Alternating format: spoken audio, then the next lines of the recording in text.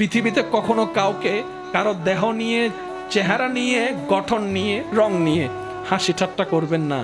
কে দেখতে কেমন, তার রবের তাকে যেমন দেখতে সুন্দর লেগেছে, তার রব তাকে তেমনই বানিয়েছে। সুবহানাল্লাহ। যার চোখে, আপনার চোখে, আমাদের চোখে যাকে অসুন্দর লাগে, রব যদি বলে আমার বান্দার আমি যেমন মন চাই তেমন বানাইছি, তুই বলার কে?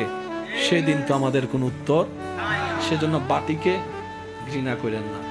এমন ভাবে কখনো কোনো মানুষের সাথে কথা বলবেন না, সমাজে, পরিবারের সবার সামনে যে কথাটা শোনার পর তার এখানে আঘাত লাগে, মাথাটা নিচু হয়ে যায়, হাসি মুখটা মলিন হয়ে যায়। মনে রাখবেন, 1000 বছরের ইবাদত এই 1 সেকেন্ডে আল্লাহ নষ্ট করে দেয় যখন বান্দার মনে অন্যায়ভাবে আঘাত দেওয়া হয়। আল্লাহ আমাদের সবাইকে নেক পথের জীবনের সাথী হয়ে চলার তৌফিক দান করুন।